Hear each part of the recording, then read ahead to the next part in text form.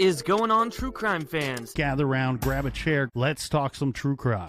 Today, we look into the unsolved murder of Candace Hiltz. A beautiful and intelligent 17-year-old girl savagely murdered in her home. A number of theories have sprung up over the years, all of which become more dark and vicious as you get into them. If she is shot by multiple guns, then she was killed by multiple people. Was somebody from the sheriff's office involved in the murder or killed Candace and has covered it up? This botched investigation had this small town in a terrified frenzy. Dark cloud rolling into town. Who knows when it comes around? Will we know when it holds us down? Who knows where it goes? Did you go get your good coffee this morning? I did not. I just drank crappy hotel coffee. It's pretty bad. It was really bad. Yeah.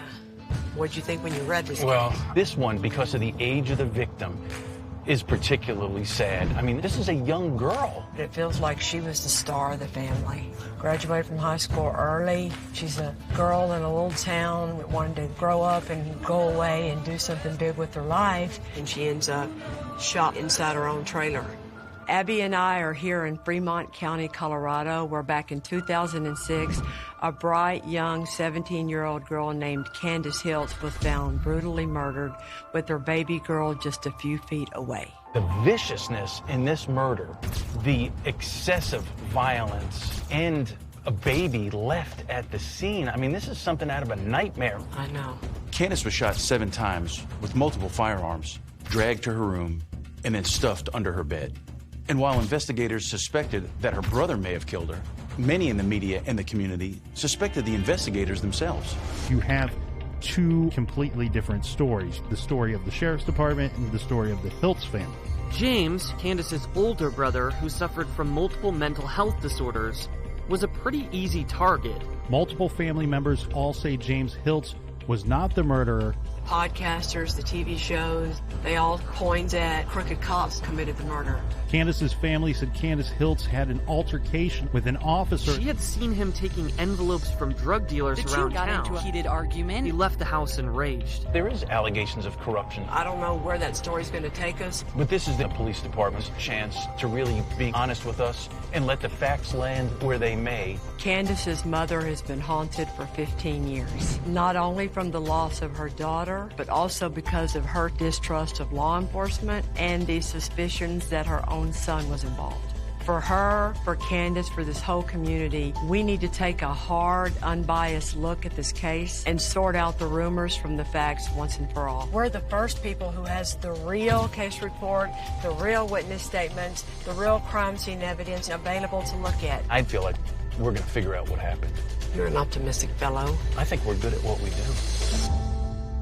It has been 16 years and still no answer. Police consider her killing a cold case. Years later, the case is still unsolved.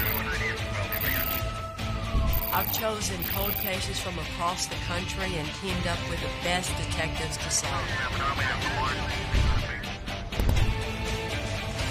We're more determined than ever to bring justice to these victims.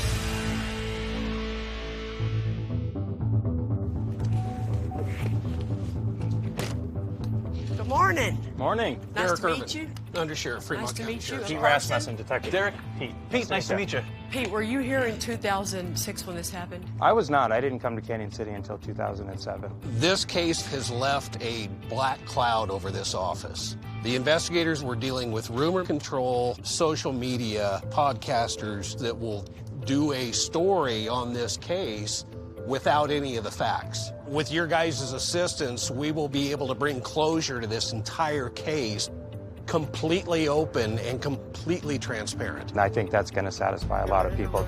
This case has sat in limbo for way too long. I'm excited about the opportunity to have Kelly and Abby really help us get justice for Candace, which at the end of the day is what this is all about. You know, it's not terribly often that we have a victim who's only 17 years old. It seems like Candace was super smart from all that we could read in the file. Graduated high school early. She had completed her application to Stanford. She actually hoped to be a Supreme Court justice. Wow. Well, Pete, you want to run your case down to us? Candace Hiltz lived up in a pretty rural mountainous area with her mother Dolores and her 11-month-old baby, Paige. On the afternoon of August 15th, 2006, Dolores leaves Candace alone with Paige for the day to run some errands. Candace has a boyfriend, Jesse. He is the father of Candace's daughter, and he comes over to check on Candace and the baby. He hears baby Paige screaming from outside. When he enters the home, he sees a large pool of blood on the floor, some blood on the walls. Within this time, Dolores, Candace's mother, she returns home. She goes in, she notices a blanket coming out from underneath Candace's bed. She removes the blanket, and she finds the body of her daughter, Candace, under the bed. I stayed with her. I felt her hands. She held her blood. It was determined later that she had suffered a .410 shotgun wound to the face, a .45 long Colt wound to the chest, and 5.22 rounds to the back of her head. There's not a robbery, it's not a sexual assault. What's the motive for killing this young lady? To me, that's question number one. All right, let's start off with our suspects. Investigators questioned Candace's boyfriend and cleared him as a suspect.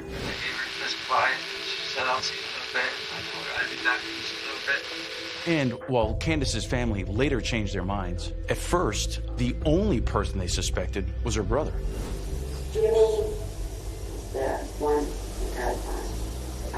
tell me how you know that. I gotta know.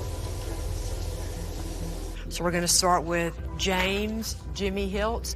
Immediately after the body is discovered, the question comes up right away, where's Jimmy? And he's hiding. And he's disappeared, right? He's not coming back and forth to the house, so the investigators immediately start searching for him. They had brought out tracking dogs, and he's actually taken into custody several days after.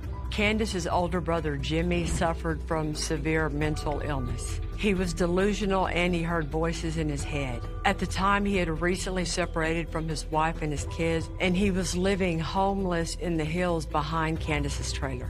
He had also been burglarizing local homes for food and supplies. We don't know what he's diagnosed as, do we? No. If it's schizophrenia or I'm not aware of paranoia, any. we don't know. Your sister Candace has been murdered.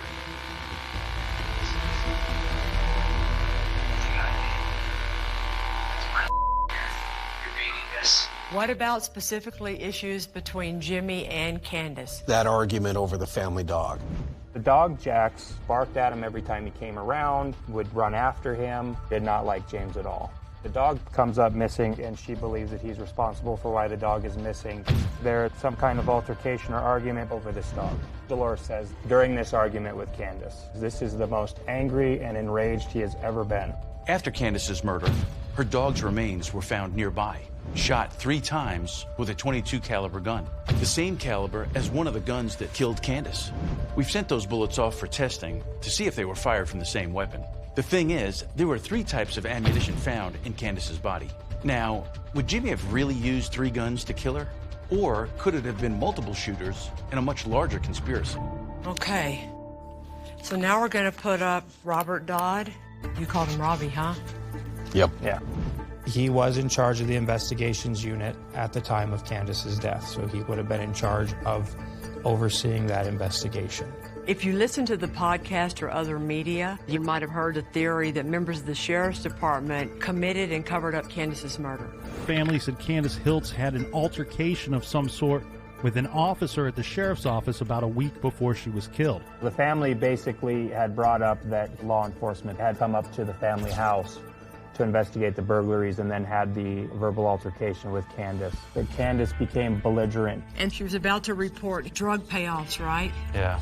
I heard that on one of the podcasts. While the rumors are a bit inconsistent, they basically state that Candace accused a sheriff's deputy of taking bribes. So he and some other officers killed her dog as a warning and then killed Candace to silence her. Those are the first of many rumors we're going to be looking into this week. This young girl kind of runs her mouth to this cop, and then the cop decides, hey, you know what? I'm going to teach this young girl a lesson.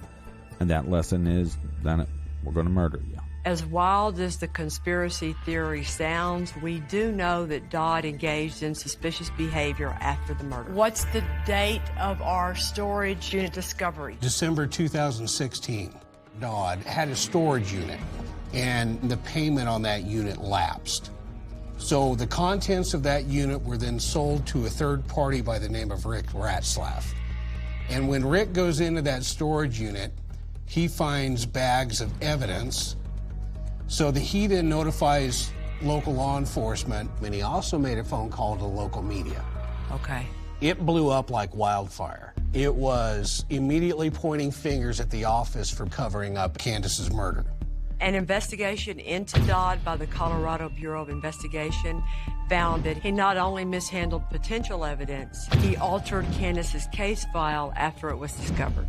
In 2018, that case went to trial and he was convicted. A jury found Dodd guilty of misdemeanor abuse of public records and 2 petty counts of official misconduct. A review of the items in Dodd's storage unit later determined that they were not directly linked to Candace's homicide. So then why did Dodd change her case file? We need to talk to him and take a closer look at those items ourselves. You cannot look at the Hiltz homicide without looking into Robert Dodd's involvement in that case, as well as what happened with those items recovered in that storage unit. Okay. Dodd's storage unit is another major rumor that suggests that the Sheriff's Department is responsible for Candace's murder and not her brother Jimmy. The other rumors are that multiple guns used suggest multiple shooters, that Jimmy wasn't violent, and he did not have access to any firearms. It is a lot to get to the bottom of, which is why the Sheriff's Department has asked us for our help. We're the first people that you've let look at your evidence. Yes, exactly. And that's what we're going to do this week. Complete access to your files. We're going to figure out what the heck happened. I try to tell myself that there's still hope. And as I turn and walk away, I'm left alone. Today, we'll get to talk to Candace's mom. How else are you thinking about approaching her? To let her know that, I am new to this case, so I don't represent any of the previous investigation. That's huge. Candace's mother initially told investigators that she suspected her son Jimmy as the person who killed Candace. I can't imagine thinking that is. But everything from that point on points to it has to be Jimmy. Though it seemed like within days she changed her mind. And since Dodd's conviction in 2018, she has been very vocal in the media that she distrusts the sheriffs and thinks they're involved in Candace's murder. Hi. Hello, ladies. Hi. I'm Kelly. Heather. Nice to meet you. I'm Dolores. Hello, Miss Dolores. Dolores has dealt with so much tragedy, including caring for and raising Candace's baby daughter until she died at the age of 7 of a very rare brain condition. Today, we want her to know that we understand she's a victim here too. We're going to try our very hardest to solve her daughter's murder. Talk about Candy. Is that what you called her? Yeah. Candy girl. Candy girl. Candy girl. Mm-hmm. Candy was like that light that comes in a room that everybody wanted. And everybody made a big thing about how beautiful she was. She was. But the big thing was how beautiful she was inside. She loved life. Candy would take on, at 5'2", any of her brothers, she was their conscience. There was no gray areas for Candy. If you were wrong, you were wrong. Candy was my 7th child. Candy was born on December 22nd. And on that Christmas morning, I came home from the hospital at 5 o'clock in the morning and placed her under the tree. And Candy was the spirit of Christmas. She lived 100%. She was a light in my life. She was so mature. She was everything. It's a circumstantial evidence case. Mm-hmm. And we need every little piece of evidence to tell the story of what happened to Candace. Mm-hmm. Well, there is 6 to 7 officers in that cover-up. We're talking about all the top of the top here. And if you look into all the other unsolved murders in this county, a lot of them are cop-related. Different scenarios of over 12. It sounds like you kind of already have your mind made up that this is what happened to Candy. No, it's not James.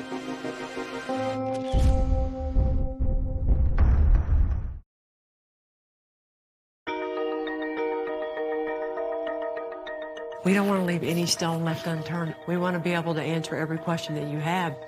It's clear that Candace's mother, like a lot of people in this community, believe that the sheriff's department is involved in her daughter's murder. And she's adamant that her son, Jimmy, had nothing to do with it. It's important for us to hear her out.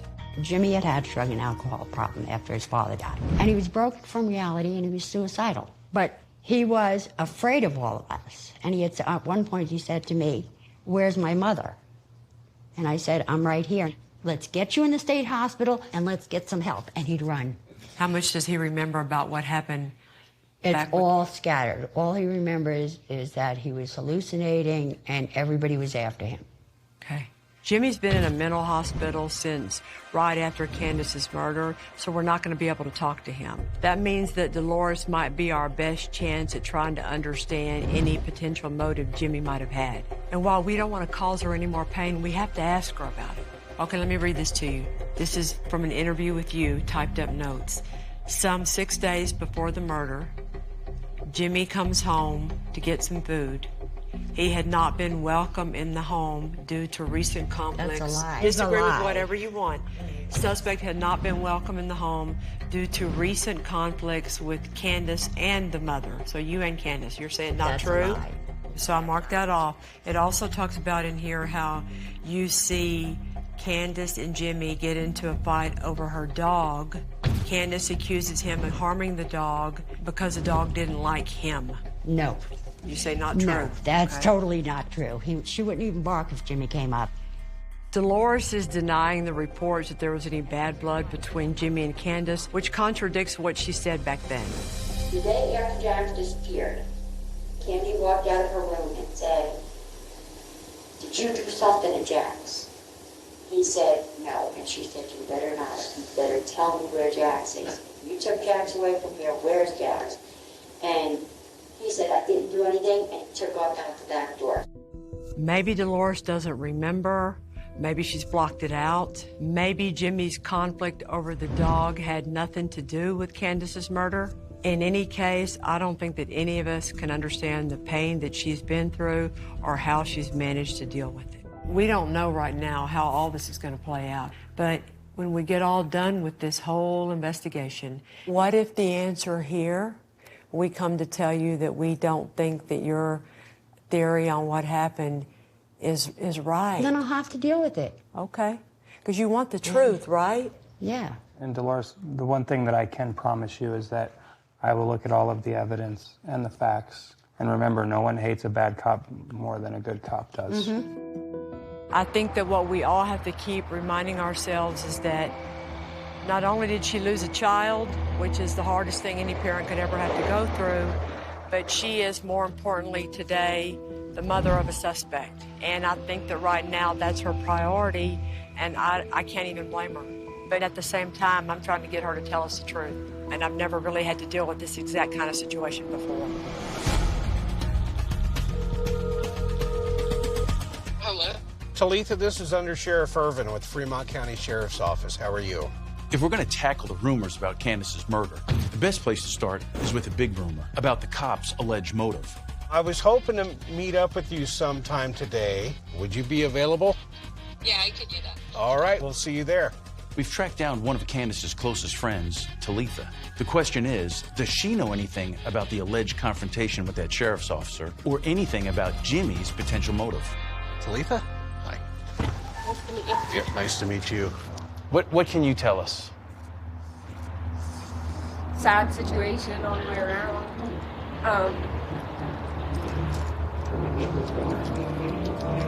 Candy was like my best friend. She really enjoyed being a mom for her baby. Yeah.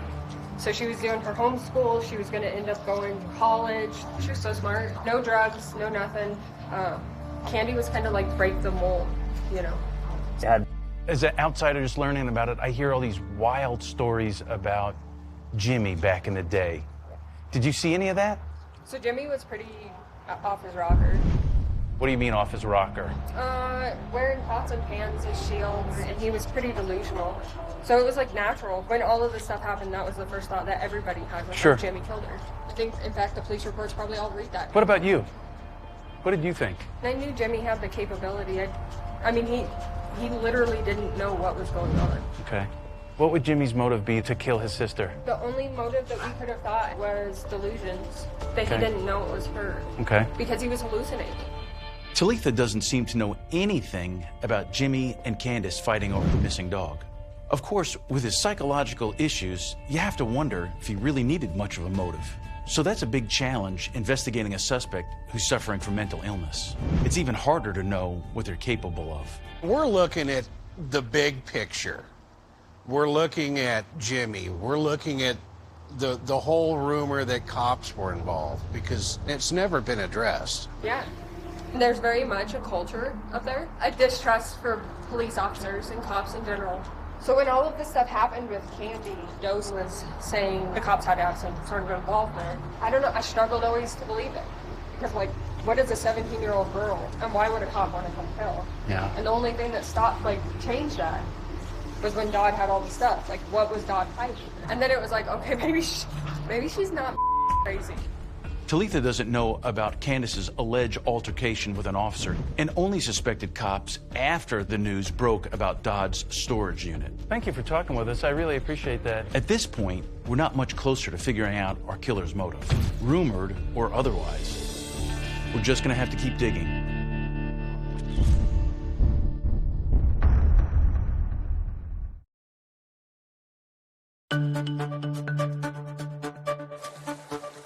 There are 6 main rumors that suggest the sheriff's department is responsible for Candace's murder, and not her brother Jimmy.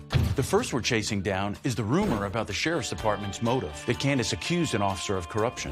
Candace told the deputy that she had seen him taking envelopes from drug dealers around town. She threatened him, and potentially she had information on him that could ruin his life and his career. And then the cop decides, hey, you know what? We're going to murder him. The guy that we're going to see now, He was a sergeant back in '06 when this homicide happened. He dealt with the family quite a bit. there's no evidence that Sergeant Dodd ever visited Candace's home before the murder. But there is a complaint filed 6 months after the murder by Candace's mom, claiming that a Sergeant Trace Hall did stop by and that he was the one that Candace got into a heated argument with. There he is. This has to be the source of the rumor, so we have to get Sergeant Hall's side of the story. You were familiar with the family, is that right? That's right. We had a string of burglaries from like summer cabins and things of that nature. When they would report it, they would name Jimmy as the suspect breaking in. How about Dolores? Did you talk to her often? She was really scared of Jimmy. He had mental problems, and she would feed him outside because she didn't want him in the house. Wow. Yeah. How about Candace? In the weeks prior to her murder, you went out there to the house and talked to her once. Do you remember that? I remember talking to Dolores about another burglary, and Candy stuck her head out of the door and was yelling and screaming at me to leave her brother alone and some such thing. And all I told her was, I said, you just need to go inside. You need to stop yelling at me, and this is not concerning you, just go inside. Sergeant Hall recalls an interaction with Candace. Though the way he tells it, it doesn't sound like much of an altercation. Was there any ever bad blood between Candy and you or Dolores and you before that? Or any kind of disputes? No, I didn't have any disputes. Do you know of any deputy employed at the time that was supposedly taking bribes or payoffs that was assigned to the west end of the county? No. I've heard that rumor, and that's just complete nonsense. Okay. Would anybody working for the sheriff's office at that time had a reason to murder Candy and then cover it up? No, not at all. No. No. Sergeant Hall's story doesn't match the rumors. But the truth is, neither does Dolores' complaint. Because while it does state that Candace taunted him, it also makes the point that Dolores didn't hear any specific accusations. It's unclear where that idea of drug money came from, but it's unsubstantiated. And at this point, I think we can consider this rumor debunked.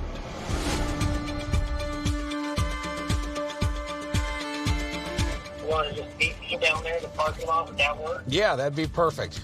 I'm headed that way now. We don't have a clear motive anymore from members of the sheriff's department for killing Candace or her dog. But there is one rumor that we know is partially based on the facts. Sergeant Dodd hid evidence in his personal storage unit. Hey, you must be Rick. Yeah. I'm Abby. You already know him. Rick, how you been? Rick Ratzlaff is the man who purchased the contents of that storage unit at an auction in 2016, 10 years after Candace's murder. We want to know firsthand what he saw when he opened it up. What can you tell us about the storage unit? What would you like to know? How you ended up with it, what was in it, Okay. what transpired after that? I bought a couple of units that day. At first, I didn't find anything, but I started going through crap. I knew the brown uniform, so I knew it was law enforcement. I had a friend with me. That would be cool. They left a gun or something in there. You know, I was being a smart ass, and then I got more than what I bargained for. And he had blankets and bedding that From the crime scene? Yeah. You could just tell that there was blood just all over. There was a rope, the hatchet. There was a small brown bag that said evidence on it. After Dodd's storage unit was discovered, the Colorado Bureau of Investigations collected the items and concluded they weren't evidence in Candace's case. The question is, why was Rick so convinced that those items were connected to Candace in the first place? After that evidence was found in the storage unit, had there ever been any discussion between you and Dolores? What was the topic of that conversation? Law enforcement did it. Did it actually murdered Candace? Everybody thinks that. Why would they do it? Why would the cops kill somebody? You know, they went to her house prior to her getting killed. That's why the dog got killed. The dog bit one of them. Yeah. That's why the dog got tied to the tree and his head chopped off. All the hills have told me that. Yeah. So the dog gets gone for a couple days, and then Candace is next. Yeah. There's a lot of and it's shady. We know from the reports and the necropsy that Candace's dog wasn't tied to a tree and beheaded. It was shot with a .22 caliber gun. All right. Be careful on the road today, sir. Thanks again, Rick. There's another contradiction as well. According to Dolores' statement, the dog went missing days before Candace's confrontation with Sergeant Hall.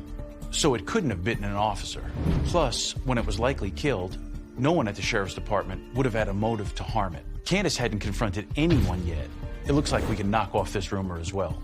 You have these rumors that are just swirling. Oh, yeah. That's the first time I've ever heard that the dog had its head It's cut all off. garbage. There's a thread of truth in there, but there's a tapestry of garbage.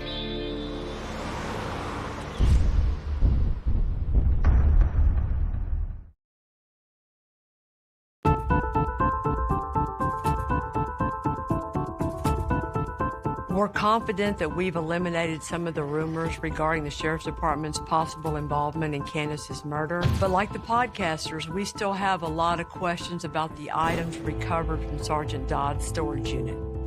Why did he have any of this stuff to begin with? Why was he placing these items in a storage locker tucked away? There's absolutely no reason for him doing what he did unless it was to cover his own ass. Cover-ups scare me more than anything else because of the power that people like this have.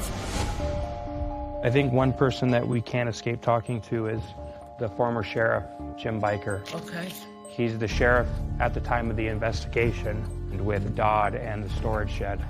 I think we should sit down with him and talk to him. Great, yes. Jim Biker was the Fremont County Sheriff at the time. I'm Kelly. Nice to meet you, sir. Pleasure to meet you. He's agreed to come in and try to explain where those items came from and why many people believe they were evidence in Candace's murder. So the whole Dodd investigation. Give us the story of what happened from the beginning to his conviction and what you think. This is what happened. I know what happened. When the manhunt for Jimmy Heltz ensued, search teams were told, if you come across something while we're doing this grid search that you feel is important, you mark it, call for an investigator. And we're talking about acres of rough mountainous terrain. A lot of irrelevant things were collected that should not have actually ever been collected. Then there became this pile of stuff that should have been disposed of. It was not deemed evidence, and Dodd was supposed to do it, and he didn't do it. And then at some point, he rented this storage unit. And that's how Ricky Ratzlaff became in possession of these so-called potential items of evidence. According to the former sheriff, all of these items were collected in the woods after Candace's murder, and they were initially considered to be potential evidence, but later deemed to be trash. But that still doesn't explain why Dodd put those items in his storage unit or altered her case files. We're going to need to talk to Dodd and ask him about that. What Dodd did was stupid, and it was out of laziness, but he did not intentionally compromise this case. Or participate in a cover-up because he was involved in a conspiracy to kill Absolutely Candace. not. That is the most ludicrous thing that needs to be dispelled. There was no corruption at the sheriff's office. Can I say that we did everything perfect every time? No, but no law enforcement agency can. Okay. Wow.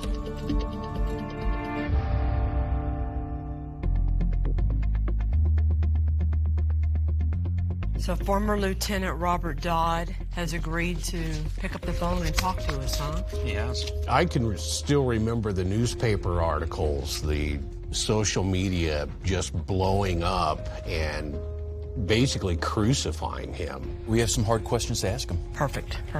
Robert Dodd was convicted of mishandling evidence and altering Candace's case reports.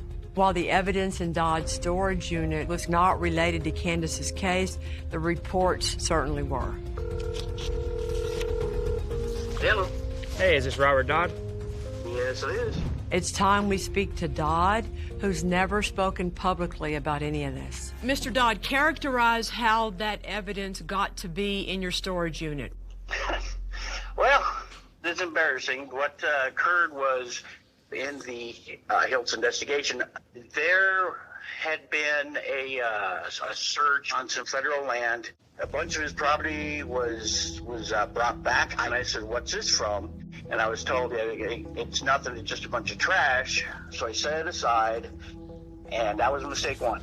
I screwed up. I should have documented the property back in the day, but I didn't, and it should have been disposed of, and that was on me. I knew I was going to be facing the music on that.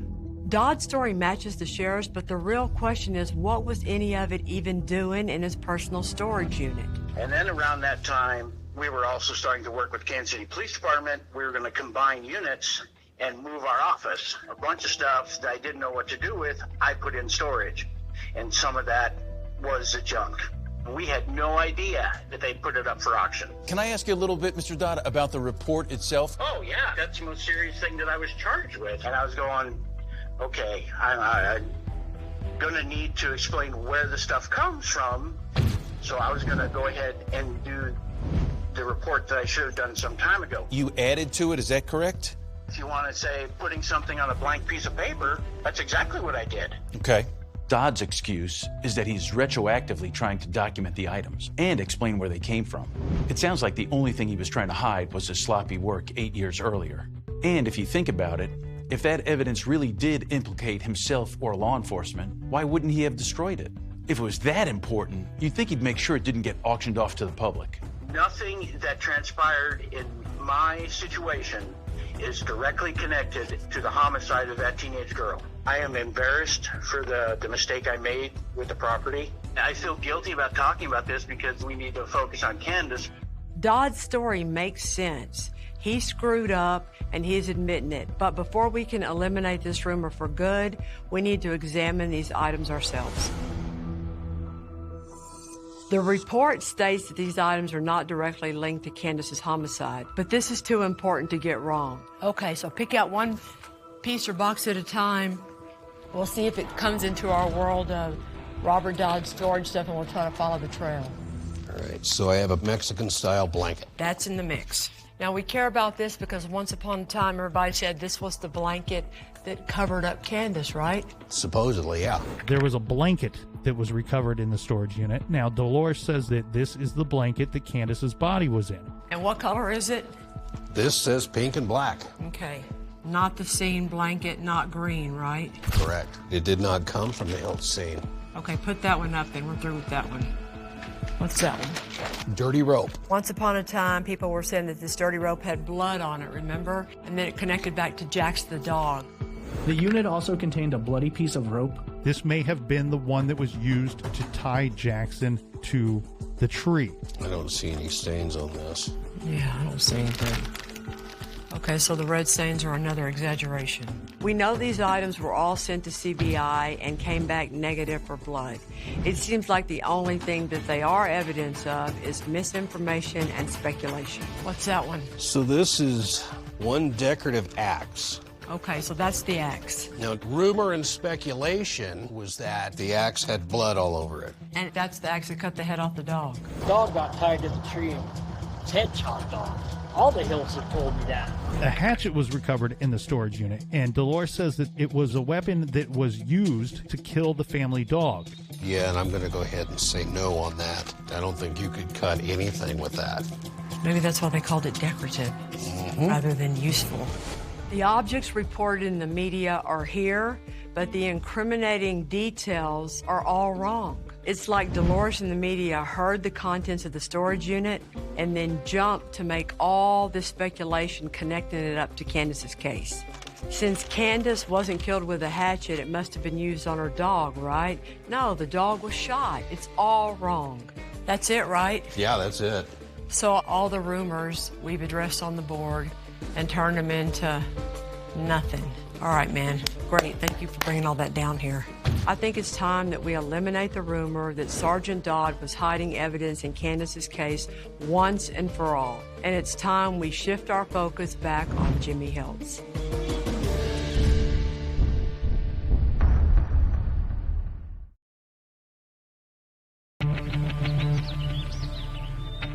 All right, so y'all gonna go hit Canyon City, people? Yep. Okay, and we'll try to call everybody we can. Good deal. Okay, y'all have good luck. Other than the theory that Candace Hiltz was shot by multiple assailants, we've cleared up the rumors suggesting the Sheriff's Department was responsible for her death. And we've got our ballistics expert examining that theory. For now, we're focused on our other suspect, Jimmy Hiltz. Jessica Hiltz. She's another ex-wife, right? Yeah. According to the rumors, Jimmy Hiltz was mentally unstable, but he wasn't violent and he couldn't have killed Candace. Dolores has made it clear over the years that James was incapable of being around other people. He didn't have any history of violence whatsoever. Family's like, he's not a violent individual. He couldn't have done this. Is this Jessica Hiltz? Yeah. Hi, my name is Peter Rasmussen. I'm a detective up here in Fremont County, Colorado. At the time, Jimmy had recently separated from his ex-wife and was living in the hills behind Candace's home. We're hoping that she might be able to tell us if he was as harmless as many believe. Did you ever speak to Jimmy about what had happened to Candace? Yeah. He said, it wasn't him. He didn't do it. Okay. What can you tell me about him? I don't know. He was my first love, actually, and we were together for a long time. And then he just kind of went down the bad path, and he was into a lot of drugs and stuff like that. And he kind of scared me, and we separated. I packed up my kids and moved up to the mountains July 12th. Okay. And she had died the very next month. Okay. So when you say that he had kind of scared you, tell me about that a little bit. He was talking about, that he was the devil or the Jesus and stuff like that, and the sun and the moon, and how he's going to take back his hearts and stuff like that. And so I just packed up my kids and we just left. It was really hard because there was one day Jimmy was my best friend. I mean, sure. And then the next day it was like a total stranger. I didn't know who I was even talking to. When did that change happen? In 2005. He started working for a morgue. Okay. And I think that he started shooting up or inhaling embalming fluid or something like that. And that really set him off. I was trying to get him into treatment, but he didn't really think that he needed it. He was just too far crazy. He thought that everyone was against him and trying to attack him. And it was all drug mania, basically. Okay. Drug-induced mania. I was really scared that he would do something. What was it that you thought he was going to do? I don't know, and that's what scared me because, Jimmy's attacked me in the past. We got into quite a few altercations one time. He grabbed me and he tried swinging me around. Okay. And I ended up hitting the ground and he smashed my head onto this lantern and I split my face open. So with him not thinking straight, there's no telling what he could have done. Jimmy's history of psychological issues is pretty well known. But if he was also battling substance abuse, we can only imagine how much that would have exacerbated his mental and emotional instability. So Jesse Weaver's been in custody for a while. He's currently awaiting sentencing, so... I think Jesse's important for us to talk to. I mean, he was Candace's boyfriend. Yeah. Another person who should be able to tell us a lot about Jimmy's behavior is Candace's boyfriend and the father of her child, Jesse Weaver. Hey, Jesse. How you doing? Derek Irvin, undersheriff here. All right. Jesse was cleared years ago as a suspect in Candace's murder, and he's currently in custody on unrelated charges. Describe your relationship with Candy. One of my first loves. Had a beautiful baby with her. I'm very sorry for your loss. Off page a while back. That was rough. I bet. So it's been a hell ride. Could you describe to me what happened on that very day that Candy was found dead? I remember going in the house. The door was already open. I remember freaking out because there was a huge pool of blood in the hallway. I remember picking up Paige and yelling for Candy. There was no answer at that time. My mom and Dolores Hills was coming down the driveway, so I came running out. You know, hey, is Candy out here with you guys? And they, what do you mean? Or, well, she's not here. There's blood in the hallway. My mom and Doe went back into the trailer. I was outside looking around until Doe came out of the house and said that she was gone. So did Candy usually keep the door locked? We were keeping the door locked at that time, yes. Jimmy Hills, the brother, was getting all crazy with everybody. He had gotten in a fight with a brother, Nicky, prior to this happening, Nicholas Hills. Jimmy grabbed him up by the throat and had him pinned up against the wall, up off his feet, and Candy was smacking him back in the head with a frying pan to get him off of Nicky. A week prior to the murder, the dog came up missing, and we knew that he had something to do with Jax being missing because the day that Jimmy had Nicky up against the wall, choking him out, and Candy was hitting him over the head, the dog bit him in the ass. You know what I mean? So I'd probably say he wasn't too happy with the dog at the time. Jesse is painting a much different picture of Jimmy than Candace's mother did. According to him, they were so scared of Jimmy, they locked him out of the house. He also confirmed that Candace did blame Jimmy for the disappearance of their dog. Prior to that, Jimmy Hiltz and me and him got into a confrontation. I got there and I went up and asked him if Casey was there. Casey Hiltz, another one, the older brother. And he said no. And I was like, all right, well, I want to go ahead and go. I went to turn and he grabbed me by the shoulder and he had his hand up underneath the shirt. And he pulled out this huge ass knife that's about that long and grabbed my shoulder and went to go stab me. I spun just in time and hit the ground. I was like, what the Jimmy? What the hell's your problem, man? How much before Candace's death did he try to stab you? It was the morning before. The morning before. According to Jesse, Jimmy tried to stab him just a day before Candace's murder. It's clear we can eliminate the rumor that Jimmy wasn't violent. And it sounds like he was growing more and more violent by the day. Candace was having to hit Jimmy in the head with a skillet to get him off of Nick. Candace wasn't alone in her attempts to save Nick. Jax, the dog, bit him on the butt. Which is why he ends up shooting the dog, right? Yeah. So there's like this very, very escalating, he's getting worse by the day, and the family sure as hell knows it, and Candace is the only one doing anything. Right. Yep. That's beautiful.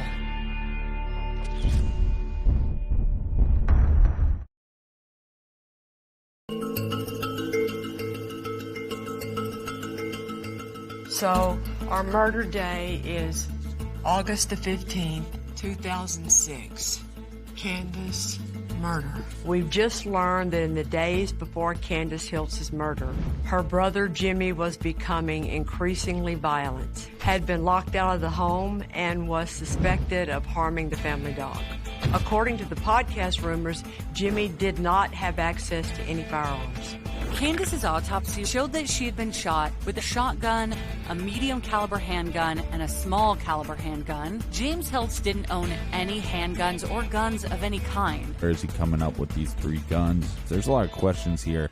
Jimmy was living in the hills and had few possessions. But what we know that the podcasts don't is that he was suspected of burglarizing nearby homes for supplies, including guns and ammunition. We've asked Detective Sanger to come in and help us review all the incidents reports that might have any connection to Candace's murder. Okay, so there's a vacation home out there that has been broken into in August before our murder. According to the report, the front window is broken out. Give me the little pieces of evidence that we realize are taken in this burglary. A 410 H&R Topper shotgun. And we like this because she's shot with a 410. Correct. The most important burglary was where a .410 shotgun was stolen. The same caliber as the one that shot Candace in the face. It was taken from a home where the burglar drank from a whiskey bottle. Y'all did DNA test the whiskey bottle, and it comes back to be Jimmy. That is correct. Even more, that .410 was later recovered from the woods, seeming like it was chopped up with an axe, which sounds a whole lot like somebody was trying to destroy evidence. How far is this vacation home from Candace? 0.3 miles. So you can walk it? Yep. We got 2 more. The cabin shows signs of forced entry. What does the victim say is taken? A pair of work gloves, 2 hatches, and a black-handled Bowie knife. And these were the items that were found in the drawstring bag with Jimmy when he was taken into custody. How far away is that? Probably between 1.5 miles to 2. So, and I think the hatchet kind of comes into play because the shotgun that was taken was chopped up with the axe. Okay. The only other burglary that we have is a small cabin. From there, approximately 222 caliber long rifle bullets were stolen. We don't know if Jimmy had access to a .22 pistol, but he allegedly stole 200 bullets for one. How far distance is this from Candace? Approximately 2 miles. There were 5 .22 bullets recovered from Candace's head and 3 in her dog. We've sent them off for comparison to see if they were fired from the same weapon. But in any case, we can eliminate the rumor that Jimmy did not have access to firearms. That's the last burglary. Correct. Okay. The supplement says on September the 8th, I was notified via radio on significant items under a tree. Is this you? That's me. In addition to the burglaries, there was a piece of evidence recovered in the area that could be connected to Candace's murder. So on September the 8th, what happens when you get here? There's a flashlight up in the tree. Okay, what else did y'all see out there? Found what appeared to be some type of clothing, kind of like a shirt and a white towel. There appeared to be dried blood on it, and then also part of a bone fragment. How far is this location from the house? 1/4 mile at the most. Oh, it's that close? Yeah. This mysterious bone fragment has been sitting in evidence for 15 years, so we have sent it off to our DNA lab for analysis. If it matches Candace's DNA, that will be a huge piece of evidence that Jimmy may have discarded it in the same woods where he was living and burglarizing homes. Okay, so we're going to call Serological in Richmond, California. Hello, this is Philip. This is Under Sheriff Irvin with Fremont County Sheriff's Office. What can you tell us about your findings on this? Well, in this case, there was a bone fragment, so I cut off about 1/3 of that sample and developed it. Fortunately, was able to develop a DNA profile. And it does match the profile of Candace Hiltz. The chance that an unrelated person would have that same profile is about 1 in 542 octillion. That's a pretty good number. That's what we wanted to hear. How many zeros are in octillion, sir? 27 zeros. Nice. You can't argue with 27 zeros. Have a great day. You too. That bone fragment came from Candace Hiltz, and it was found in the woods that Jimmy Hiltz called home. The piece of her skull is out there in the woods. The squirrels didn't take it there. The dog didn't take it there. Her mama sure as hell didn't take it there. And it's in a towel. So that means somebody wiped it off of them. And it transferred. That's right. And that's how it got there. There's only one person that is known to the police department and to the community that are doing what Jimmy was doing. Exactly.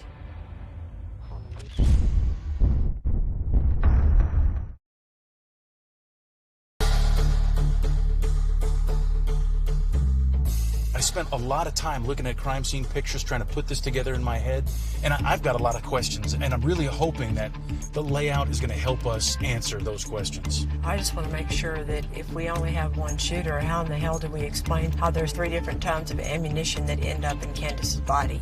It's finally time to examine the crime scene and address the last major rumor in Candace Hilt's homicide, that she was shot with 3 guns, so that her murder must have been committed by multiple shooters. The fact that multiple guns were used leads me to believe that police could have been involved in this. She was shot by multiple guns. To me, the evidence points that this was done by multiple people. So the question is, if Jimmy really did kill his sister, how can we explain all the different types of ammunition in her body? Chris, you meet everybody already? Yeah, I did. You're going to have all the answers, right? Okay, I hope so. This is probably the most sort of complicated case that we brought you on to talk about, Yes, don't ma'am. you think? Yes, ma'am, absolutely. We have it set up inside. The dimensions are correct, so I think it'll give you a better understanding of what I believe occurred during the incident. You want to go inside and check it out? Yeah, let's go ahead and step inside. Chris Robinson has been busy testing and analyzing all of the evidence. This is great. I can't wait to hear what Chris has to say.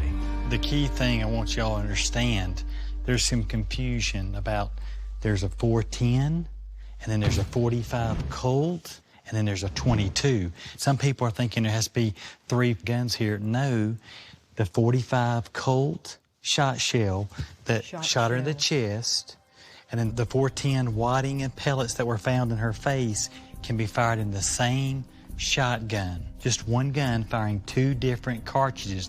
They're different calibers, but they can be fired in the same weapon.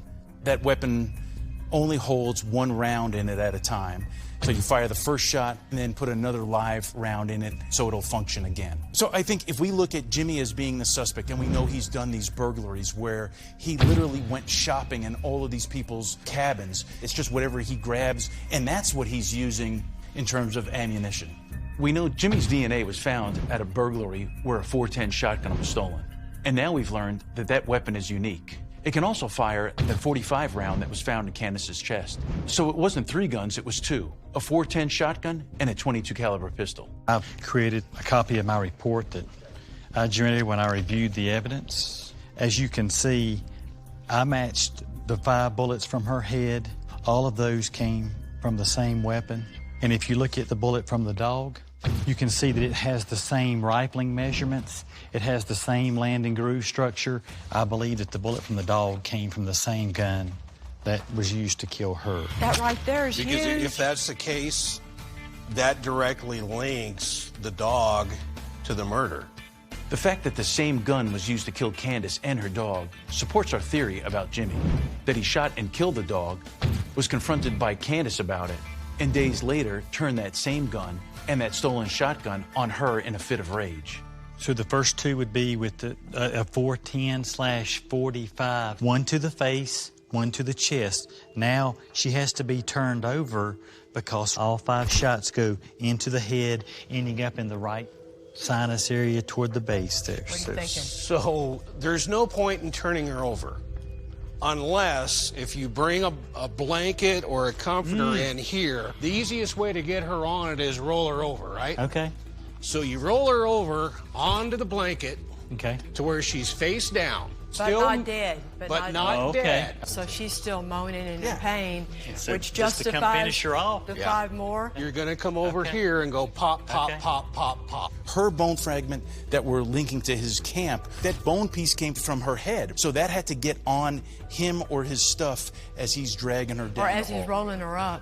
Yeah, here. as he's rolling her When up. he's rolling her up. Yeah. Based on pellet patterns and stippling on Candace's body, we know the first shot was taken approximately 18 feet away, and the rest were at close range. Interestingly, the door of the home was about 18 feet away from where Candace's body fell. The killer fired as soon as they stepped inside. Okay, so here she is. She's over here cooking, we think. So he comes in the door. I start making some kind of racket. She begins to come back toward me a little bit closer, and then I shoot her the first time with the 410 cartridge into her face, and she's going to fall back. I take a 45 Colt cartridge from my pocket. I place it back in the chamber. I cock it the second time, and now I place the muzzle about 1 inch to 1.5 inches off the chest, and then when I shoot her then, this is a perpendicular shot straight through the chest. Now I'm going to go to the bedroom to go get the blanket. So now I roll you over onto the blanket. Got to roll. Okay. You're still making noise, you're gurgling, so now he wants to make sure he's finished the job. So now I take out the 22, and then I shoot you 5 more times in the head. 1, 2, 3, 4, 5. Now I have to come down here. Then I have to pull her all the way down the hallway. And at this point, it's where I have to get her as close to the bed as possible, and then I have to manipulate her all the way under the bed. Moving Candace's body was a bizarre decision. With the amount of blood at the scene and the crying baby just feet away, how could anyone believe the body would be hidden for very long? Then again, if we're considering Jimmy, who knows what could be going on in his head? If you're going to have a law enforcement official that's going to target somebody to murder them, it's going to be bang, and they're gone. Yes. They're not going to go to the trouble of hiding a body. Those behaviors are consistent with the messy crook. This is completely consistent with what our suspect would do. And because of you, cleared it up beautifully. Thanks to Chris, we can finally eliminate the theory that Candace could have only been killed by multiple shooters. What we did here today clears up a lot of questions. And rumors and allegations and hearsay. Trifecta. Let's roll.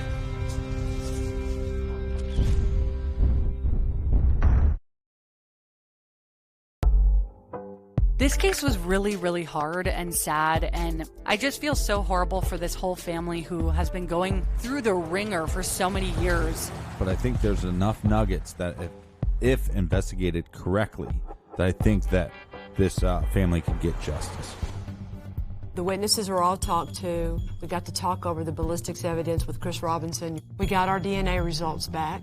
Unfortunately, we can't talk to Jimmy while he's in a mental institution. So now it's time to review everything we've learned to present the case to the DA and show once and for all who's responsible for killing Candace. I don't think I've ever worked a case where so many allegations have been made about somebody like Robert Dodd in this case. The verbal altercation with Candace was not him, that was Trace Hall. That was blown out of proportion with social media, with the podcast. Candy stuck her head out of the door and was yelling and screaming at me. I said, you just need to go inside.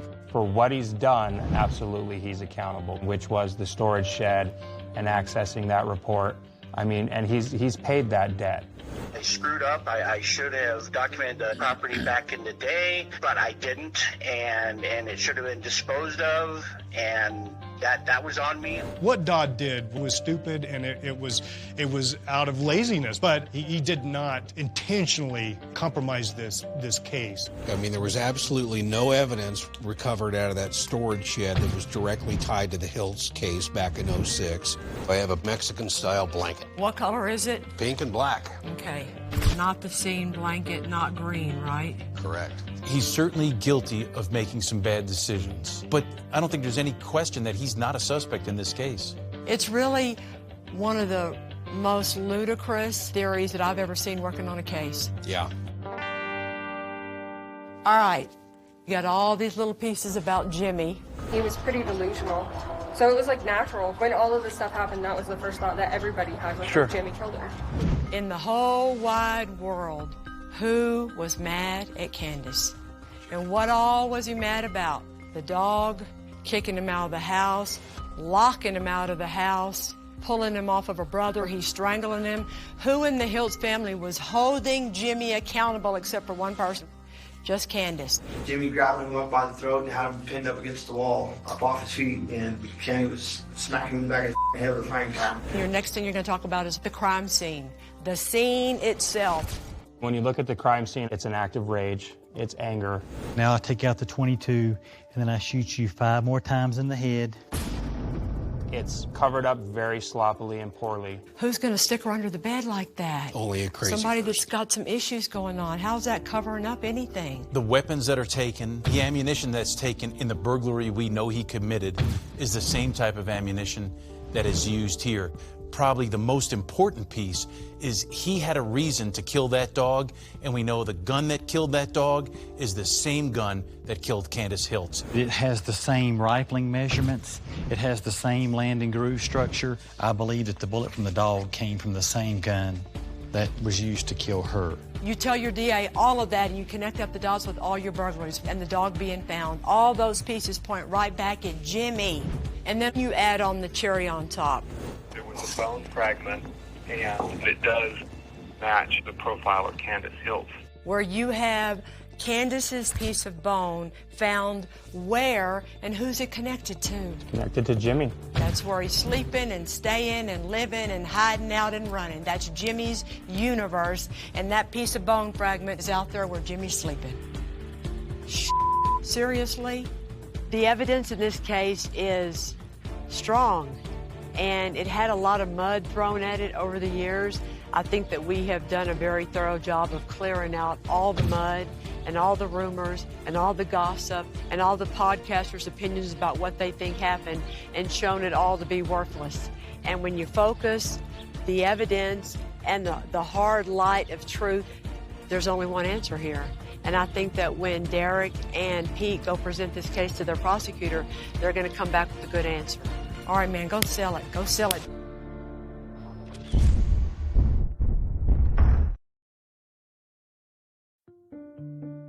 Derek and Pete presented all the evidence to the DA, who likes the case but isn't ready to move forward just yet. And it's especially tricky because Jimmy's gone to trial before on his burglary charges, where he was found not guilty by reason of insanity. It seems like everything about Candace's case is as complicated as it is tragic. So here's the problem with the case. You have a mother who probably immediately knows that her other child killed her first child. And she did try to get him help, and the system kicked him out. And they were all afraid of him. They were all staying away from him, and they locked him away. And he got to Candace anyway. And now she's having to live with the consequences of all that and the pain of all that, at the same time as trying not to lose her child to prison for the rest of his life. The problem she's making is that today she's come up with this conspiracy, and she's trying to blame innocent people like Robert Dodd and members of your sheriff's department in her conspiracy to not look at the truth. Yeah, but can you blame her? Because at night when she's laying there by herself, would you want to believe your son killed your daughter, or do you want to believe that the cops are corrupt? It's much easier to make the boogeyman somebody else than somebody that she gave birth to. But the other people that are culpable in all this is those podcasters and those reporters and those journalists that helped this conspiracy last for all these years. Anyway, it's a big old mess, but I think that the person who killed Candy Hills is pretty clear. And Dolores isn't going to want to hear that. Nope. No, it's never going to ring true in her mind. Yep. Your ghost tries to haunt me. I'm kind of nervous about this meeting with Dolores and Heather because I don't know how receptive they're going to be to everything we need to tell them. We just want to tell her the truth. Even if she doesn't want to hear it, that's what we owe her. Yes. Well, this is one of those conversations that I'm not really looking forward to. We know it's going to be hard for Dolores to hear what we have to say, but it's important that she hears the truth. Thank you, sir. Hello, ladies. Hi. I'm Kelly. Nice to meet you. I'm Chloe. Nice to meet you. She's brought along Jimmy's daughter, which makes this even harder. So, deep breath, because I know that this is hard for everybody. The findings of my investigation suggest that Jimmy is Candace's killer. That I can't believe. Dolores, you really don't think that Jimmy is the person who killed Candace? No, I had him sleep on a cot where my daughter's body was to test what his reaction. He has no idea where any of it happened in that house. He didn't recognize me, and I was his child. He didn't recognize his own child. I think that says something, though. Dolores, let me just say this to you. You have had the most horrible thing that any human being can have happen to them by losing a baby. No one can pick on you or judge you for how you feel about that. It makes no sense. There was more than one killer in that house. There wasn't, Dolores. Of course they're going to blame Jimmy when the cops are involved. Go figure. I feel like it's another witch hunt on Jimmy because I've gone through 14 and a half years of this. I've been waiting 14 and a half years for a real investigation. I was hopeful. And yet it's like we're still barking down the same tree. I feel it hasn't been investigated. I know in my heart he didn't do it. Okay, and you know what? And you're his mother, and you get to think that all you want to. One day, maybe you'll have a conversation with Pete where he says enough to make you change your mind and see what it is we see. But I'm telling you, Dolores, to stop focusing on that and to just focus on what you can control, which is helping Jimmy. I am. Do you think this is really going to help him? No, but I think that it's way better for you to fight the fight of having him stay in a mental hospital than go to a prison. I feel for Dolores, I really do. You have my contact information. Reach out to me when you're comfortable, okay? I didn't expect Dolores to believe us. I don't think she'll ever believe us. But I think that we all just wish that she could find some peace. God knows she suffered long enough.